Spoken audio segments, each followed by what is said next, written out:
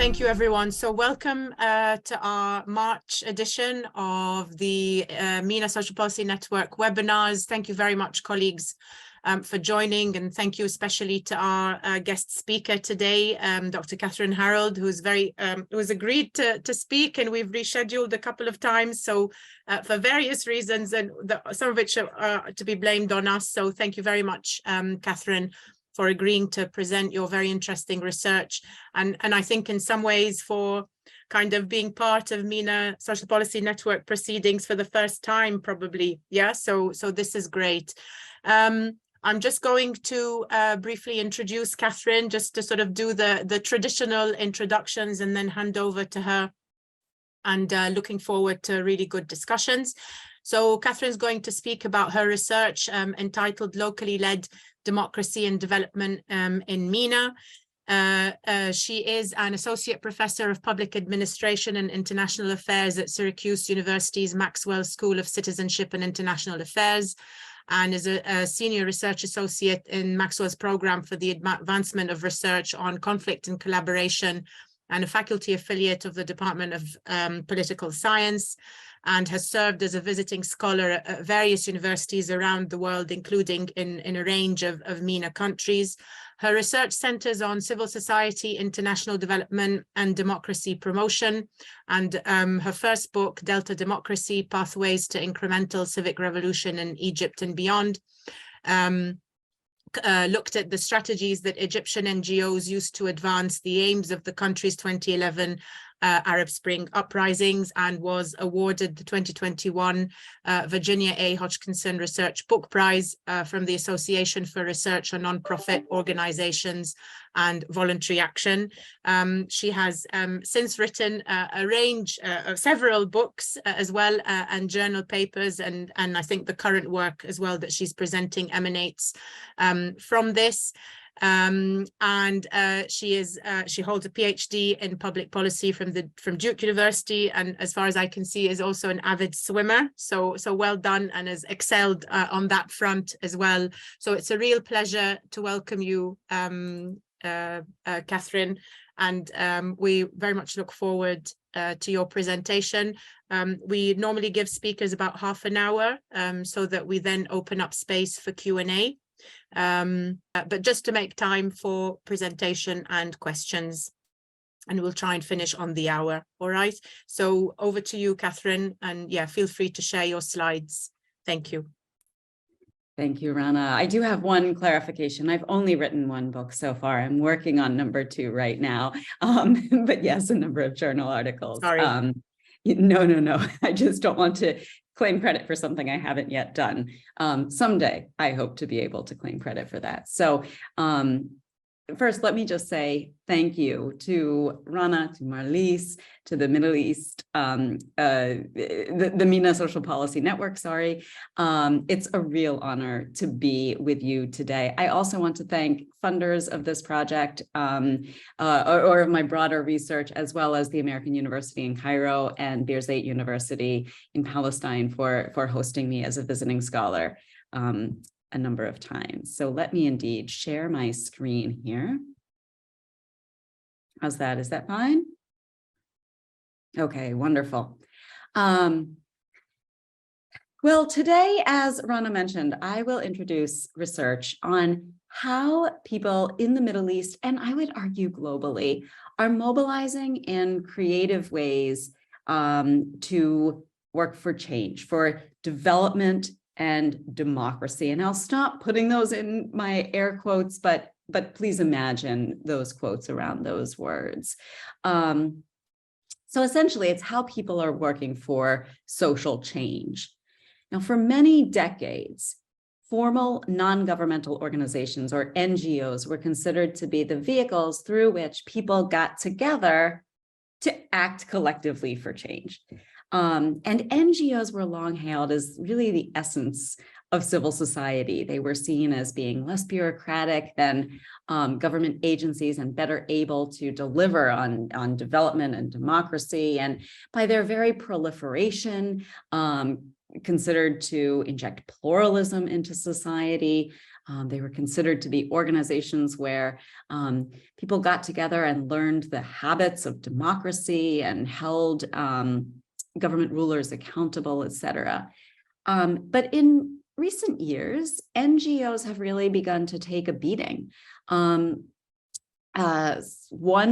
critique suggests that today's NGOs are much more aligned with international, often Western donors than they are with the people that they claim to serve.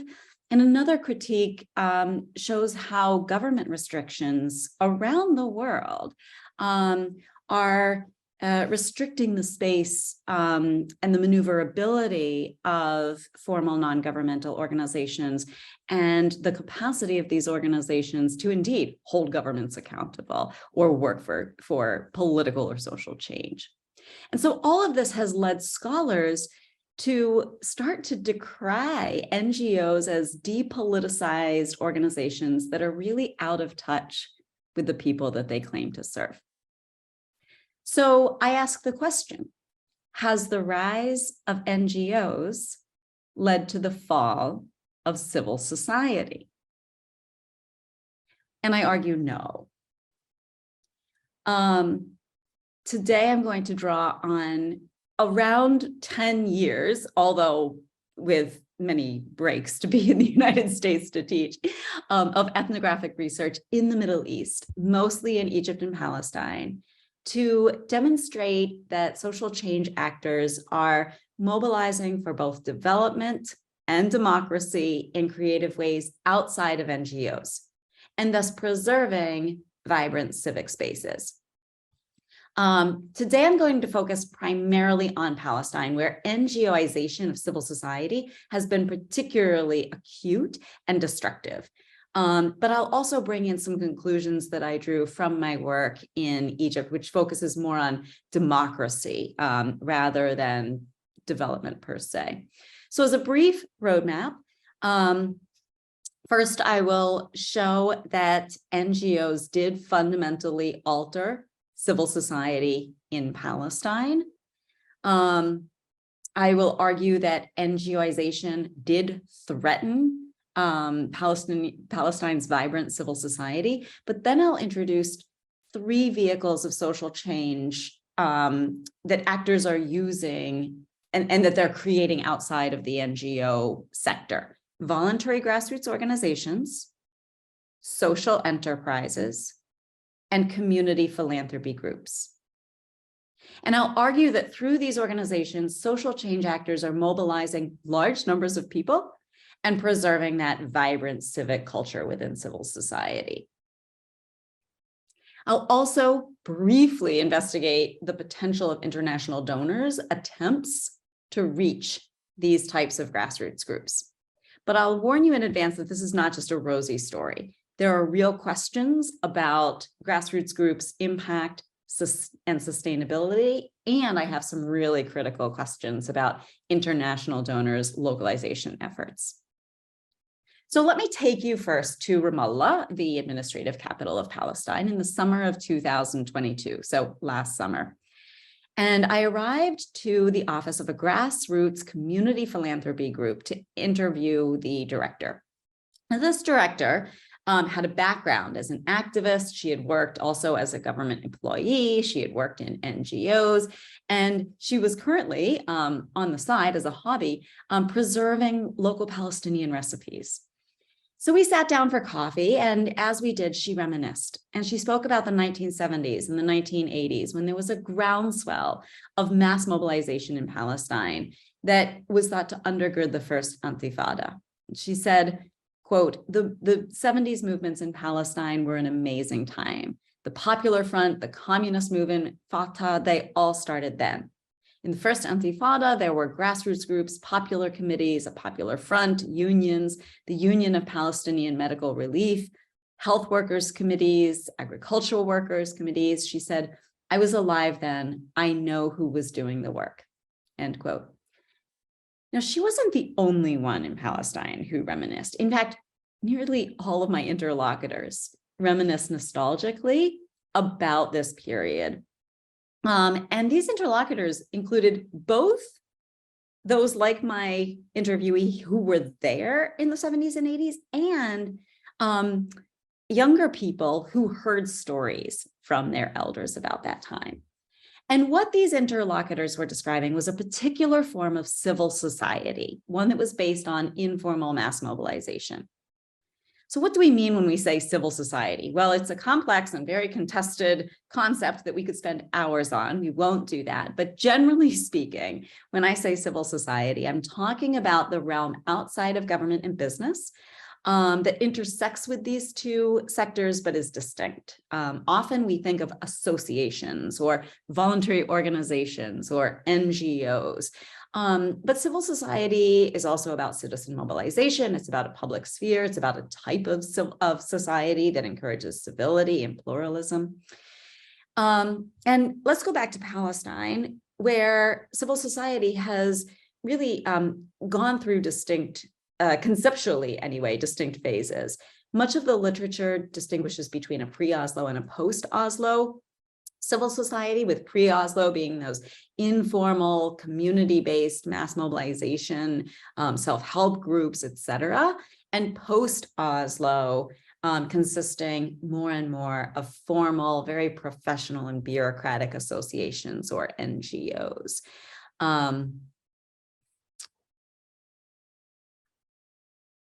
So going back, sorry. So again, prior to Oslo, this loosely structured citizen-led civil society. So then what happened, right? What happened in this post-Oslo shift? Well, with the 1993 signing of the Oslo Accords, foreign aid began to pour into Palestine, and it constructed this very professional, lucrative industry of NGOs. And I suggest that NGOs are professional. They must have, in order to apply for grants, they must have highly educated staff who speak the language often of English, but also the language of democracy and development, who can construct logic models, et cetera. They have fancy offices. They're bureaucratic in that they spend a lot of time managing grants from international donors, reporting regularly on their outputs, processing funds, et cetera. Proving themselves accountable to their donors. And they also, as I said, proving themselves accountable to their donors, tend to be upwardly accountable to their donors. But in order to survive, taking on the priorities and the projects outlined by donors. And all of this, arguably, and many would argue, and I do to a certain extent, serve to really sideline that culture of voluntarism and mass mobilization that we saw in Palestine prior to Oslo. Volunteering became instrumental. It's necessary to graduate from most universities. It became a way to get a job. And all of this professionalization, bureaucratization, depoliticization really fragmented civil society. Organizations compete now for funding, for prestige, et cetera.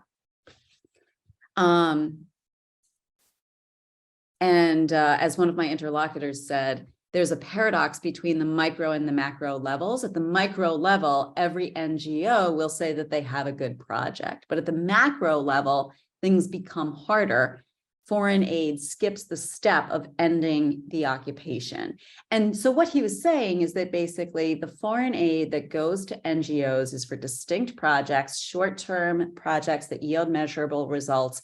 And in the process of going through and managing all these projects, NGOs become distracted from the larger fighting of the occupation.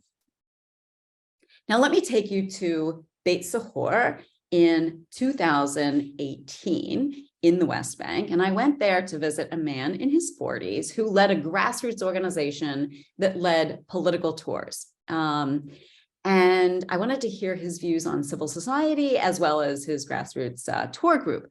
And instead of sitting down for an interview, we fried cauliflower. As we worked in the kitchen, we talked. And like so many of my interlocutors, this man lamented the depoliticization, the professionalization, the fragmentation of Palestine's civic space.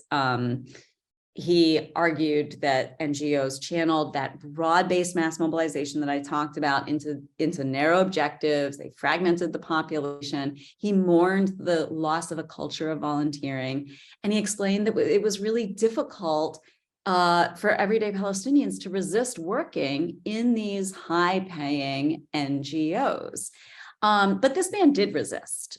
And he created what I refer to as a voluntary grassroots organization.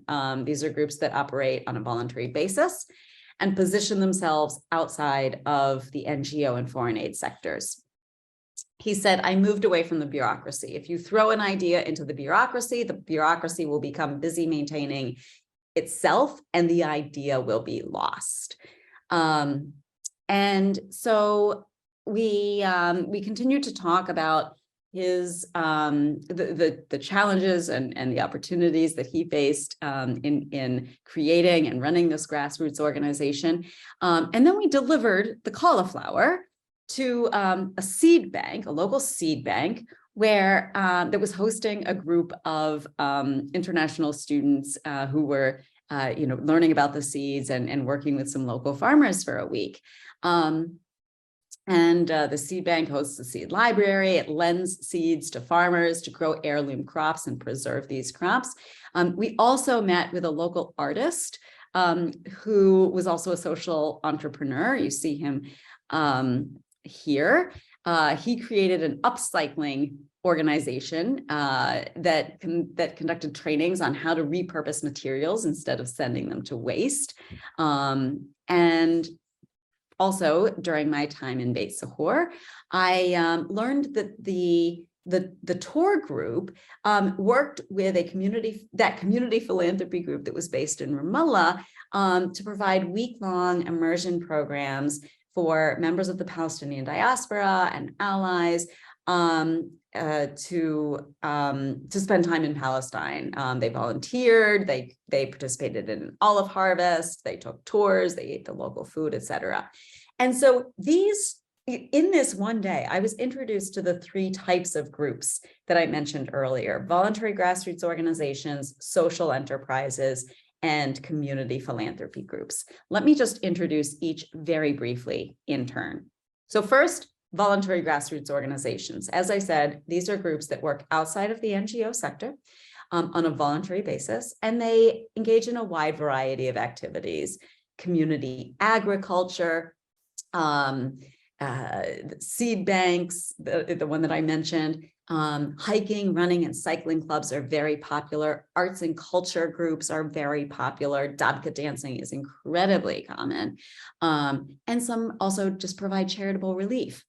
So these activities are diverse, but the groups are united in their informality. They refuse to register as NGOs, and they reject foreign aid. But okay, what do farming, cycling, arts and culture have to do with social change?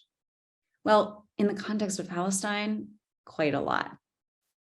So first, these groups claim a right to movement. Palestine, of course, land is very contested. And by cycling, by running or hiking the land, Palestinians claim it as theirs. Groups also work to build food sovereignty. By farming the land, groups again claim the land, but also develop a market for local Palestinian crops and encourage food sovereignty, not relying on Israel to import food. And third, they preserve culture and heritage. In the arts and culture realm, again, the dabke dancing, the focus is on preserving Palestinian traditions, Palestinian identity. Now, these groups are essentially bringing people together around shared interests that seem rather benign, but are in fact highly political. And in doing so, they are, I would argue, revitalizing civil society as a sphere of voluntarism and citizen-led change.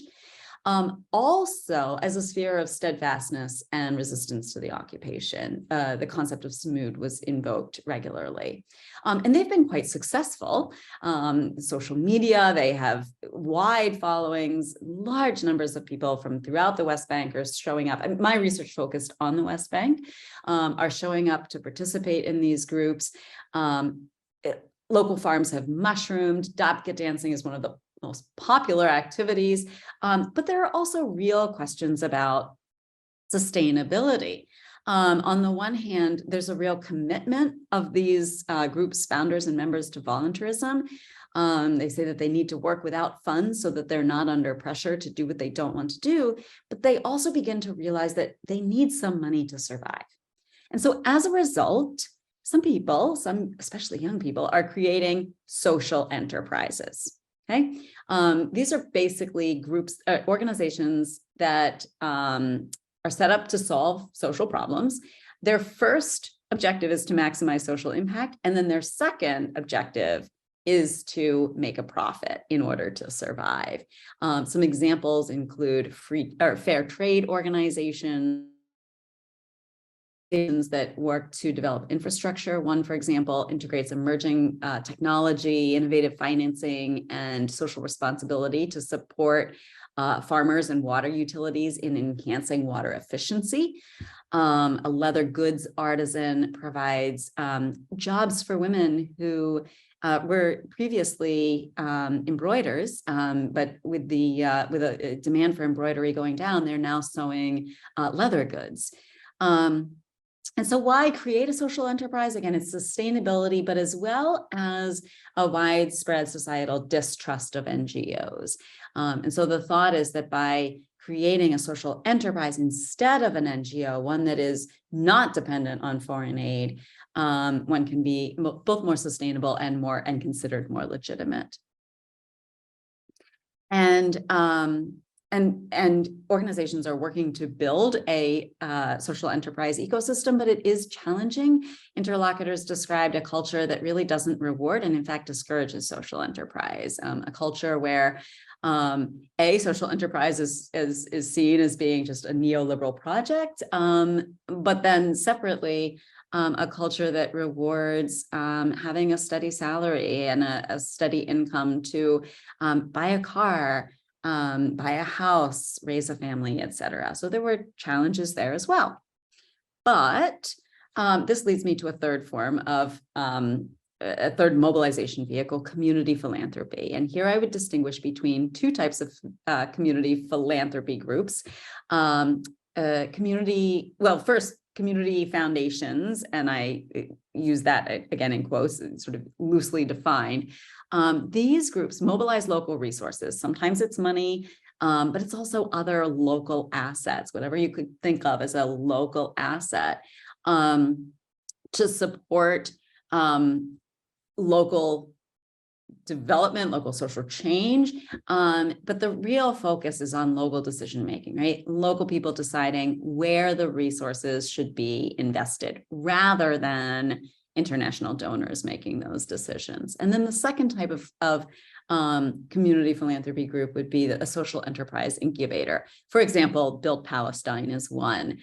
These host crowdfunding platforms. They have a fellows program to encourage social enterprise.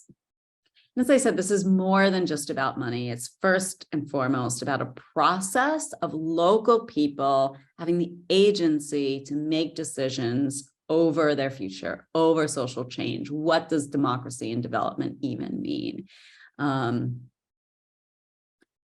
And I would say that, so far I focused on Palestine, but this is really a global phenomenon. The movement of social change actors outside of NGOs is not restricted to the Middle East. We see it really around the world. And we see it largely in a response. Should I be wrapping up? So about 5 minutes. Yeah, no, it's right. 5 minutes. Okay, super. Good timing, thank you. So we see scholars, publishing books that are critical of big time philanthropy. The Global Fund for Community Foundations has the hashtag shift the power to local people to lead their own social change efforts. Popular media like the New York Times are calling for the decolonization of foreign aid. So we do see this as a trend around the world, and international donors are jumping on board. Major funders like the U.S. Agency for International Development have identified localization or locally led development as a key strategic priority. At USAID, for example, current administrator Samantha Power has declared a policy objective of sending 25% of agency funds to local organizations by 2030 and integrating local actors' voices into 50% of the organizations or the agency's programming by that time. Now, those numbers don't sound small, but currently the agency sends about 6% of its funds to local organizations. But there are real challenges to this localization of aid. There are bureaucracies, there are cultures of expertise within agencies that are where staff, are highly trained, highly educated, and maybe reluctant to cede decision-making power to local organizations, to local people. So there are real challenges to localization.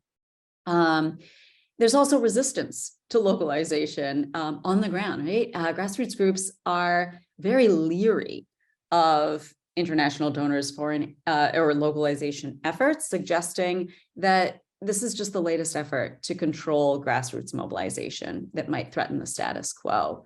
Also, governments are saying, oh, all this grassroots organizing, great, we can step back from providing a social safety net. And then who's participating? When I went on these hikes and runs and cycles in Palestine, I did see a lot of AirPods, for example. So are the youth who are participating in these groups really of a higher socioeconomic status? And then I would also ask, what do we mean when we talk about democracy and development, and who decides? When the West talks about democracy and democracy promotion, they often talk about an institutional form of democracy that seeks to reform national political institutions. But what I found in that research in Egypt was that, in fact, local people care a lot more about a participatory form of democracy, one that integrates economics and politics and recognizes the interconnectivity of those two things, and that is more about local decision-making and free expression and local rights claiming than it is about elections, for example, or representative legislatures. Let's see. So yeah, can you, so I would end with some questions, right? What is the future of civil society and social change? What are the appropriate roles of formal non-governmental organizations? They're not going away. Can we reimagine their roles? Can we say, all right, NGOs are not, like the theories would love to say, or at least those professional NGOs, right? The big professional NGOs are not organizations where citizens are getting together for change. They are professional, they are bureaucratic, they do rely on foreign aid, but they also do have influence with key decision makers. They do have influence with national governments. They do have influence in the international arena. So can we reconceptualize NGOs not as necessarily being deeply connected to communities, but rather can they channel what they're learning from grassroots groups, if they are learning from grassroots groups, right, to decision makers? Can they put pressure on decision makers where often those grassroots groups don't have so much influence? So, I conclude with a wide variety of questions and really look forward to a discussion. So thank you so much. This is my information. I will stop sharing my screen if that's fine, so that we can have more of a conversation. Thank you so much, Catherine. Yeah, I'm sure we were all ready to hear more. Very interesting and a wide range of perspectives there. And I think really topical as well, the sort of breadth of types of organizations or associations or movements and mobilizations that you've discussed is really insightful, and I'm sure will raise lots of questions for everyone and connections, I'm sure, with work and things that we're familiar with. So thank you, Catherine. Colleagues, questions in the chat or directly to Catherine, if you'd like to say it yourself, say your question yourself, all are welcome. So while we're digesting, there's a question in the chat. I was just thinking, maybe would Amal, would you like to ask your question in person? Would you like to just show your video and ask it? Otherwise, we can just read it out, but it would be lovely if you'd unmute. I prefer no video, but I'm ready to share it with you. Thank you very much. Thank you for an interesting presentation. And I was wondering, where do political parties fit in this categorization of the entities that you have presented? Where are they? What are they considered? And there is also another question that I had in mind. Which government entity oversees the work of these bodies? Be it an NGO or a voluntary grassroots or a social enterprise? This is for now. Great. Super questions, Amal. Thank you. Yes, okay. So in terms of political parties, obviously this will vary by country and context. I will say it's a really interesting question for the Palestinian context specifically. A number of my interlocutors lamented the fact that NGOs had drifted away from close affiliations with political parties. So if we go back to the pre-Oslo era, popular committees, which we could say, okay, were very much part of civil society, were tightly connected to political parties. And they were really, they were providing social services in the name of national political liberation. And a number of my interlocutors really believed that NGOs and political parties both benefited from being aligned with each other. Now, this view is contested. Some would say, no, it's better that NGOs are separate from political parties. And but I would say today, political parties, I mean, we can have a long debate of whether they're part of civil society, but they're certainly not part of the types of groups that I've been focused on. In fact, and in part because most of my interlocutors would say that NGOs, that grassroots groups, are quite disconnected from political parties. Interestingly, some youth in Palestine have begun to recreate what they are calling popular committees. Again, groups that formerly were tightly connected to political parties or political factions. But today's popular committees are adamant about not being aligned with any political faction. They're trying to bring back some of the habits or the practices and the cultures of pre-Oslo popular committees in terms of bringing people together in service with the aim of national liberation, with the aim of solidarity, with the aim of steadfastness, etc. But they are adamantly, as I said, not aligned with political factions. Now, I also want to mention the Palestinian Authority and sort of the interaction of NGOs, formal NGOs. Well, this gets to your question, right? So which government entity oversees the work of these groups? In Palestine, it's, as everything is, quite complicated, right? So there's the Palestinian Authority, right? And a ministry there that oversees the work of NGOs, and I mean, there are ministries within the government that oversee NGOs and social enterprises, but the voluntary grassroots groups are trying to avoid registration and oversight. Now, that's, of course, I mean, there's oversight everywhere in the Palestinian territories. So obviously they encounter authorities, but without registration, there's no official oversight. But NGOs would say, all right, yes, we're regulated by the Palestinian Authority, but we're also regulated by Israel. And so different layers of monitoring. In Egypt, the Ministry of Social Solidarity was responsible or is responsible for overseeing NGOs.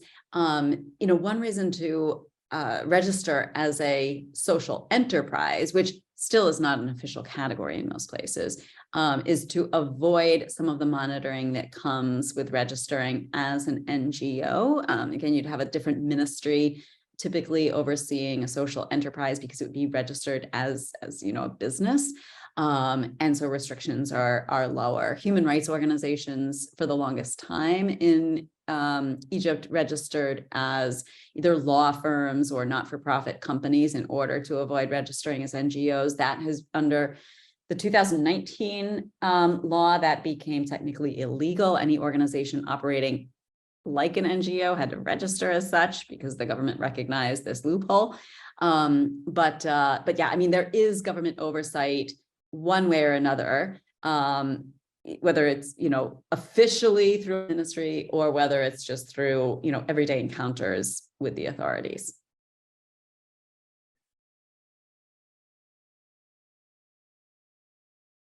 That's great. Thank you so much, Catherine. Amal, do you have a follow-up question? You've got your hand up.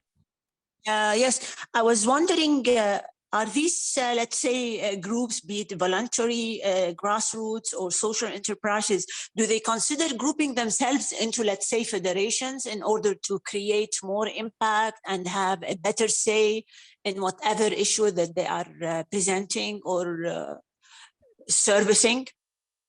That's another wonderful question.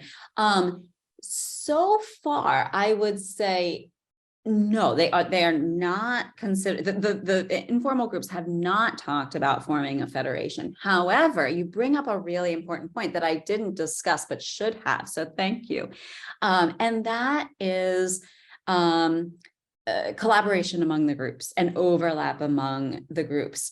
I mentioned that NGOization has arguably led to the fragmentation of civil society as formal NGOs compete against each other, as I said, for funding, for prestige, to be seen as sort of the premier provider of a particular service or type of research, for example. Whereas grassroots organizations are highly collaborative. When I attended arts and culture performances, I often saw same people like going, members going to each other's, I would see sort of the founder and leader of an open mic voluntary group at a dance performance of a dabke troupe. Okay. And so there was a lot of support for each other, and members of these groups consistently said that they were, in essence, I don't want to call it a sector, but as a group of groups, trying to create a social movement. And it was a social movement around processes and habits of volunteering, of solidarity, of building solidarity, of preserving Palestinian culture, Palestinian land, etc., of resisting the occupation. So really that culture of volunteerism and mass mobilization that that so many, reminisced about prior to Oslo. They were trying to recreate that as what they described as a social movement. So no formal federation, but a real conscious effort to collaborate and form a strong movement.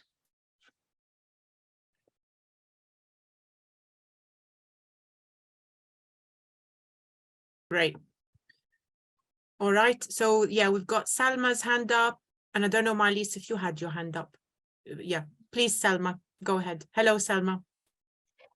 Hello, can you hear me? Yes. Yes. All right. Thank you for the brilliant presentation. I'm going to try to restrain myself and to only ask 2 questions.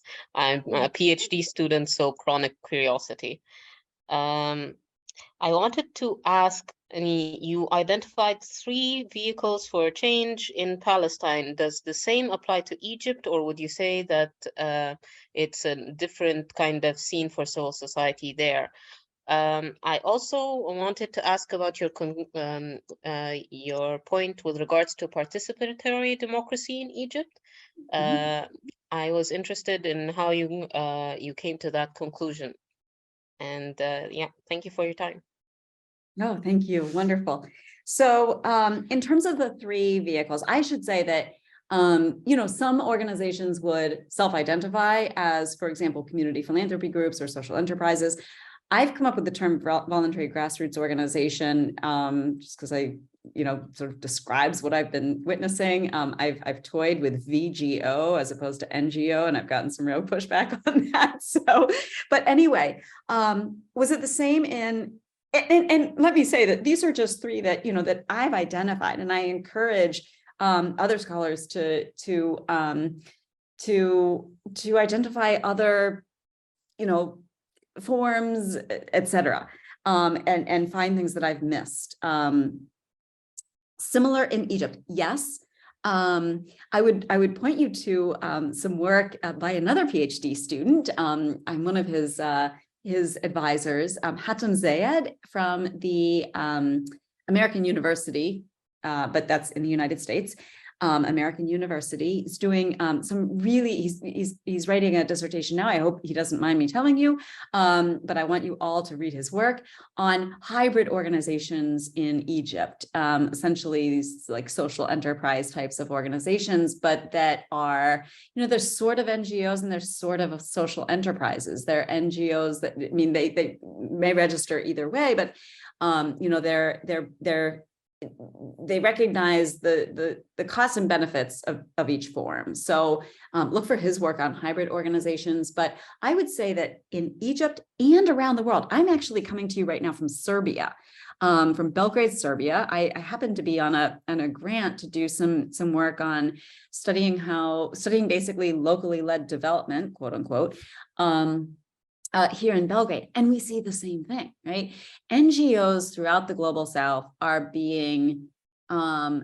increasingly have quite a bad reputation. In Palestine, for example, NGOs were seen as being as corrupt as the Palestinian Authority. That's a pretty big critique in Palestine.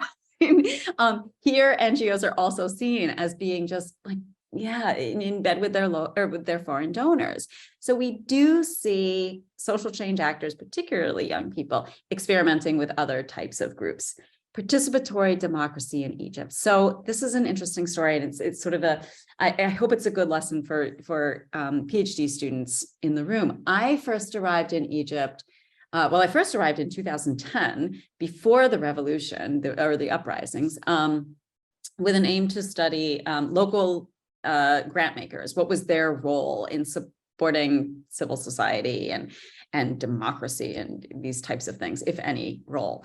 I had some pretty critical questions about the role of grant-making organizations in society, and was curious to study these in a liberalized autocracy. So I went off to Egypt, and the uprisings happened. And so then I sort of changed my topic a bit, and it was, all right, how do local grant-making foundations, local grant-making foundations prior to the uprisings had been very much in bed with the Mubarak regime, okay?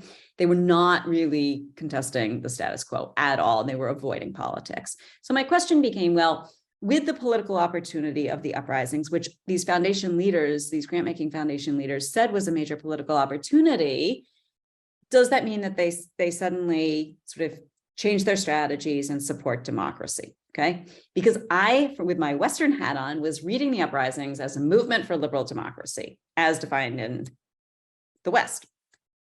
And so I spent about a year studying this, and I saw, okay, international donors have and human rights organizations have rushed to the front lines of democracy building. They're working on elections and legislature trainings and, you know, all of these national political institutional reforms. And the local foundations and development NGOs really didn't change, right? They didn't seem to take this opportunity as a political opportunity. And then about a year into my research, I was about to leave Egypt because the government had begun to crack down on NGOs. They were cracking down on foreigners. Here I was, a foreigner studying NGOs.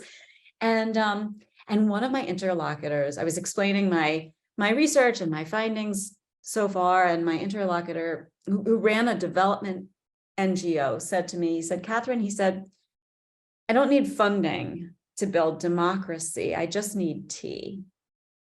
And he explained that with tea, he worked in his organization was based in the South Sinai. And he said, you know, with tea, he could bring members of the local Bedouin community together. And they would, when they came together around tea, they discussed their challenges, they discussed their priorities, they devised solutions to their challenges, and they worked collectively to implement solutions and improve their communities. And he said that after 30 years of living under a dictator, this is the real stuff of democracy. And so I stayed in Egypt for almost another whole year because I realized that, well, you know, if we step back and we see the uprisings not as calls for liberal democracy, but as calls for bread, freedom, and social justice, which was the rallying cry of those uprisings, then we need to ask not why local organizations didn't respond to the uprisings in certain ways, but rather what their responses can tell us about the meanings of democracy. And that's where that participatory form of democracy, which was really about local decision-making, free expression, and rights claiming. And when I say rights claiming, I don't mean, you know, protesting at Parliament for human rights, although that's important too. But what I mean is, for example, going to, you know, a group of women going to a village government and saying, listen, we need a crosswalk across from our school. Put the crosswalk where it's supposed to be. You know, that basic form of rights claiming. So let me stop there. I've said a lot, and I hope that answers or begins to answer your questions. Excellent. Marlies, you had your hand up. No hand up. Okay. Go on. No? Okay. So, well, I mean, I'll just step in to say, I think this is, sorry if it, so genuinely so interesting. And it made me think of a lot of things. I just mentioned two here, which is that, and it's been a while. Yeah. I mean, I used, and I say this as a researcher. Yeah. So in, a while back, I mean, I worked a lot on faith-based organizations and welfare organizations that had a religious character, partly because of the country that I worked in, which is Lebanon. Although I had the chance to research these issues in the UK context as well. And it was a real education for me to understand the role of civil society from a religious perspective and their involvement in social provision and social rights and family policy. So I kind of come with a bit of that background understanding that, you know, civil society is very much a policy actor and, you know, very much part of the arena that I'm in. But I think you've kind of helped me revisit a few of these issues, Catherine, if I may say, and I think you've really shed a light on the social change element, that this is a way of kind of taking the pulse of changes within society that have a direct on issues of development, and it's the changing social associations in society and how this is as much a sort of a factor or a result of the internal political dynamics and the political parties and legislation as it is from the outside. And I think on that note, I mean, it's certainly, I think, work that is, you know, I'm sure you don't need me to say this, that's worth expanding and kind of getting a stronger sense of these deeper social and political cleavages, as it were, because sometimes the extent to which these associations can continue their work, as we've already reported as well, is often dependent on these cleavages. I mean, probably as an aside, I'd be really keen to share with you some work that I wrote recently, because it's not my direct area, but work on social enterprises. And I think I would learn from you, because I kind of did a bit of a mapping of what we know of social enterprises, social entrepreneurs in the Arab region in particular. And this is just part of a handbook. But on the basis of this, there's a lot more that's happening. Yeah, there is talk about the new civil society that we hear about in some countries like Iraq. There is this sort of debate about these newer forms of associations like the social innovation and social enterprises, and what they're really achieving and where they sit within the country context. Yeah, because the legislation can't really explain them. Yeah, they're not charities, they're not businesses, but there is a lot of interesting innovation that's happening, and it's quite impressive. Yeah, the actors involved in Egypt and Jordan and across the region.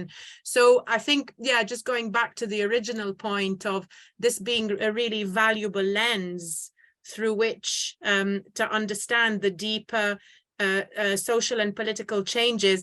And in some ways, it's probably an indirect and safe lens, as it were. Yeah, maybe rather than asking the really hard questions about how do you do participative democracy, this is a kind of indirect way that I think can be quite revealing. Yeah, as I think you've also shared with us. So thank you so much. Yeah, and yeah, look forward to more discussions and reading more of your work. Well, thank you. And the social enterprise study, because I do find this a really fascinating area. Again, around the world, young people are experimenting with this. As you pointed out, the government regulations don't quite know what to do with it yet. They will at some point. We know that. One thing's for sure. But, you know, I also appreciate your point about like not asking about participatory democracy. And I hesitate to use the word democracy even in any, not because it could get me or my interlocutors in trouble, but because it's often seen as irrelevant, the word, or it's seen as too Western a project. Yesterday, for example, I spoke with an interlocutor who said, you know, in the West, democracy is kind of like a business. It's an industry. Democracy promotion is an industry. Here in Belgrade, here in Serbia, we have to imagine democracy. We don't really live in a true democracy. We have to imagine it. We have to dream it. We have to fight for it. It's not just a project to be implemented. And so anyway, that's to say that, you know, I think people are working for the values of democracy in really innovative ways through social enterprises, through community philanthropy, through other forms of groups, through religious organizations as well. Almost certainly, you know, working for the values of democracy, or not, right? Or working against the values of quote unquote democracy, but through really interesting ways. And I think it's, you know, I go back to this quote that I just gave you and say, like, you know, again, we've often seen certain organizations as being in the business of democracy, and that word, the business of democracy, sort of just slipped out. But how are different groups working to cultivate those values in different ways? And though, what is the sustainability? What is the impact more broadly? And yeah, big questions. Sorry, that was just a ramble, but. No, that's fine. I probably rambled as well, so don't worry. It's just the flow of No, ideas. no. Yeah, they just carry us on these waves. Thank you. That's great. I'm just mindful of the time, yeah, and I know some of us have to go off to other meetings. Yeah, we were joined by one more colleague as well. So welcome, Rahim, during the seminar. Would anybody like to pose any more comments to Catherine or add any more feedback? Can I just ask, given that I'm sure there are some students in the room, does anyone have a question about PhD study or the challenges of research that I can answer in 2 minutes, or at least start to address? I'm happy to answer anything, or try to. No question is off the table. The PhD process. It's let me just say, I look Why back do we on do my it? own. Granted, I was in the US context, which is different. But I look back on it now, it was a lonely process. I will say writing my dissertation was the one time that I've really been lonely. I would say that writing my dissertation is the hardest thing that I've ever done. It was a lonely process.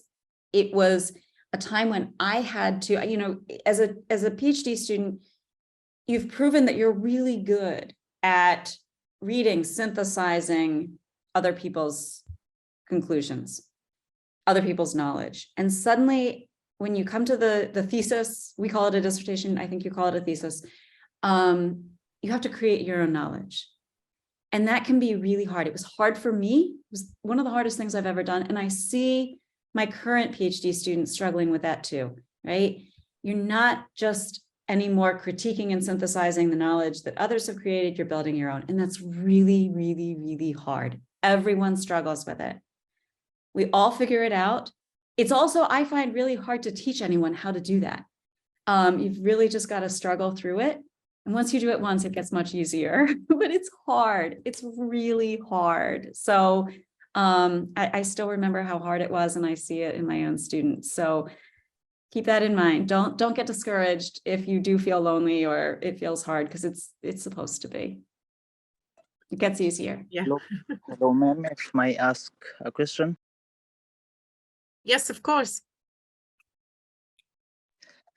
Ma'am, as we know, democracy is, not compatible with various kind of cultures, various religions and social structures. So how we can overcome these challenges through these various NGOs or other multiple organizations to make it compatible for living, for, social connectedness, for freedom, for civic responsibility, and all those things to achieve? How we can do that? I wish I had the answer, but I think that, again, these groups that I've highlighted stress process even more than outcome. And so if the stress is on bringing diverse, and it is, right? These groups really seek to bring diverse groups of people together. And this was very deliberate, right? Different religious groups, different political persuasions, different socioeconomic groups, rural and urban. There was a real effort to bring these people together and to learn about differences, to talk about the way forward. And so I would say, I don't have the answer of how it's done, other than can these processes, and this is a very rosy, this is probably too rosy a question, but can we look to process the process of local decision making, of discussion, of debate, of collective problem solving? Can we look to that process as one potential way, is the question I would ask.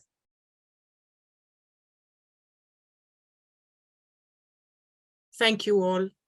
And on that note, I'm sure there is a lot more that can be said, and please feel free to stay on the call if you'd like and share some more thoughts. If it's okay, I'd like to thank Catherine again, sincere thanks, for sharing your work, and hopefully we'll stay in touch. And thank you everyone for joining and for engaging with the topic.